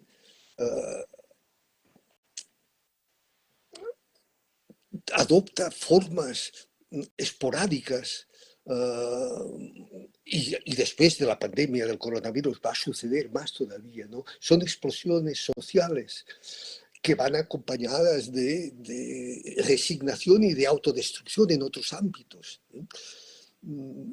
Para mí, esta es la clave, sigue siendo esta la clave, ¿no? Hay un malestar de fondo en esta sociedad. No le busquemos poner una identificación, es el poder el que identifica. No hace falta darle un nombre a este malestar. Lo que hay que hacer es organizarlo. Y aquí, por la noche, en las barricadas, estaba perfectamente organizado por la gente misma. Otra cuestión es la duración, ¿no? La duración de esto, ¿no? Entonces, y contesto al inicio, la exposición mía y mi posición personal no es en absoluto pesimista, en absoluto pesimista. Yo creo que la categoría pesimismo, optimismo, son categorías muy cómodas, porque en el fondo la categoría del pesimismo-optimismo es la del espectador, el que se pone fuera, pero si tú estás luchando y estás dentro, no te planteas si eres optimista o pesimista, estás luchando, no tienes tiempo. Entonces, de la misma manera que decía, lo del dormir, no, lo del pesimismo, no. Con la película que hemos hecho, no, la película es La noche incandescente, nos queda la noche, viaje al fondo del querer vivir. Había gente que decía, es un poco pesimista, porque acaba siendo, solo te queda la posibilidad de ser una anomalía. Bueno, pero quizá el primer paso es no engañarse, no engañarse. Y si uno no se engaña, quizá, o dicho de otra manera, yo más que una mirada pesimista, defiendo una mirada desesperada y alegre, las dos cosas a la vez, ¿no? Pero no pesimista.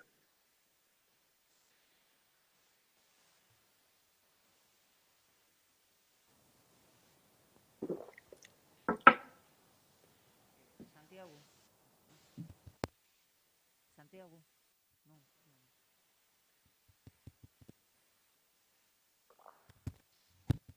Ahora sí.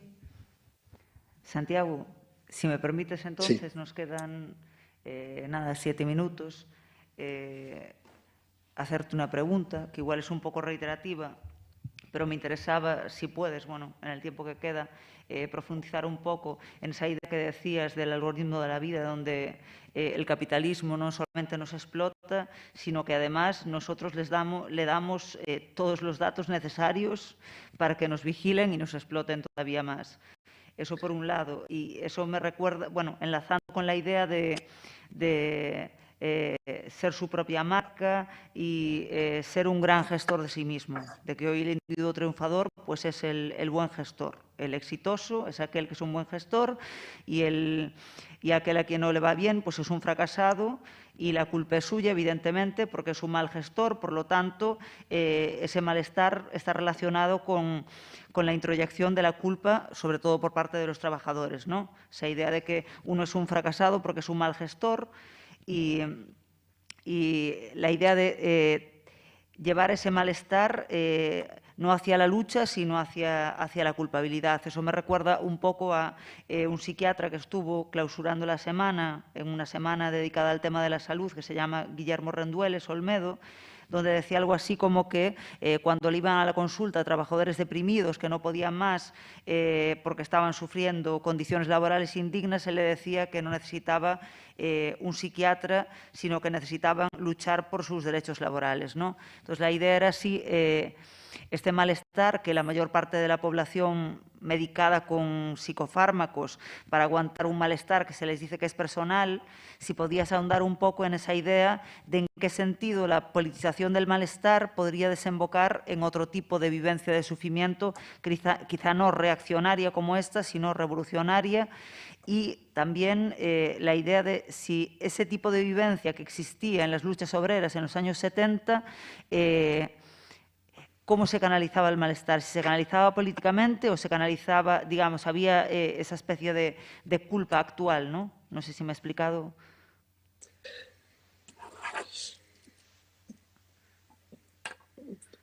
Puedo contestarte ya. Sí, perdón por la extensión. Montse, ¿puedo contestar ya? Sí. Sí. Bueno, lo que planteas son muchas cuestiones y no sé si soy capaz así de sintetizar y contestar bien.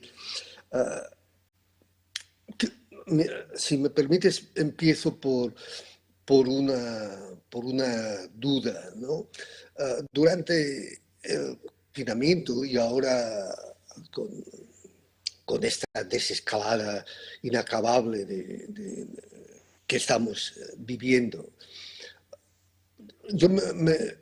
hubo un momento en el que me planteé la pregunta siguiente, ¿no? La pregunta, ¿por qué se empeñan en salvarnos? ¿Por qué se empeñan tanto en salvarnos? Porque no se entiende mucho. O sea, justamente esta movilización global, en esta movilización global somos un Kleenex que se utiliza cuando sirve. Cuando no sirve, te mandan a la esquina, a la residencia, si pueden, y ya está, ¿no? Entonces, la pregunta era, excepto Brasil, que ahí eso es otra cuestión, y con Trump primero también, ¿por qué el empeño por salvarnos, ¿no? Cuando cada día nos están diciendo que nuestra vida no vale nada, Este es el punto de partida. Nos dicen que nuestra vida no vale nada. Además, nos dicen que sobramos la mitad de la población mundial.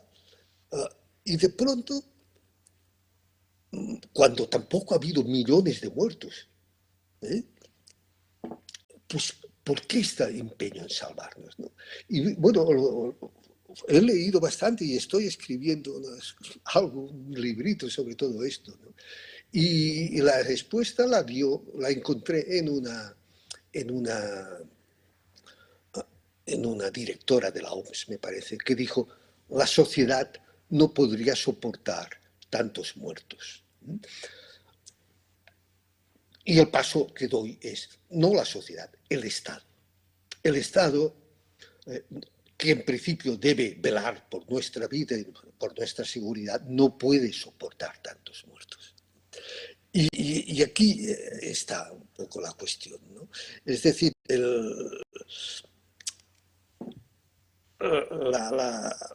lo que se plantea es esto, ¿no?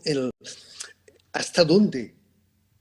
Es decir, los muertos han puesto a los estados por primera vez a la defensiva. La cantidad de muertos han puesto a los estados a la defensiva como nunca lo habían estado tantos estados a la vez. Han sacado ruedas de prensa con un científico, un político y un militar. Aquí en Francia.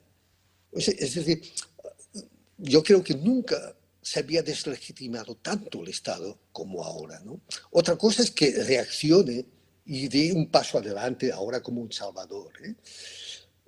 Pero fijaros que el único horizonte que puede ofrecernos esta sociedad es el horizonte que tiene la forma de la vacuna.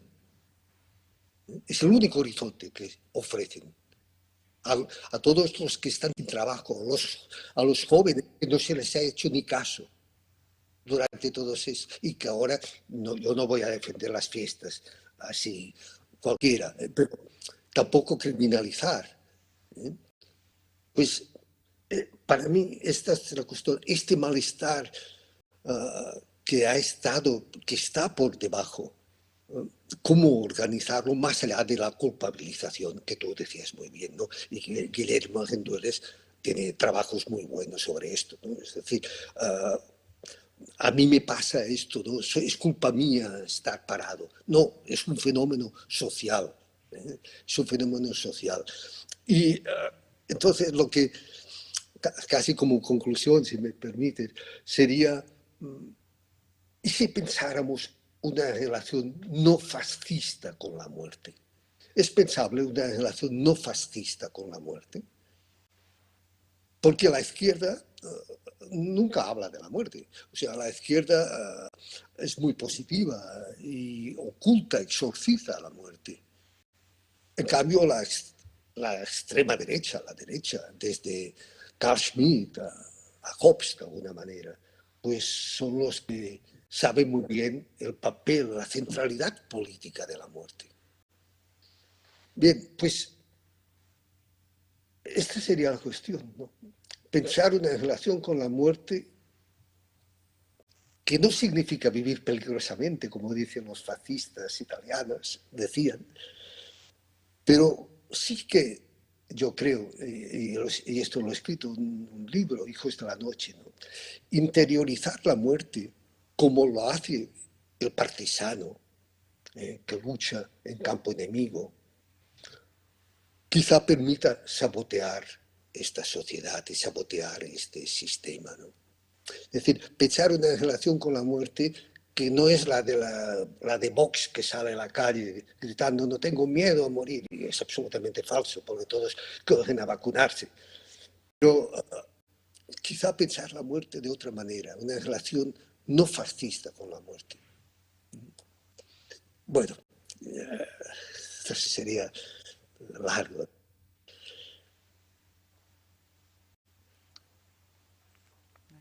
No sé, sí, Santiago, dime. se nos ha terminado el tiempo, así que Gracias por la generosidad, por la grandísima lección que compartiste con nosotros y todo nuestro agradecimiento. Podía. El agradecimiento mío a tu presentación y haberme escuchado. Me sabe muy mal no poder haber estado aquí, porque he viajado a Galicia en moto y he estado en la playa de Malpica por allí solo con una tienda de campaña y tengo muy buenos recuerdos. Me hubiera gustado volver y veros, verte.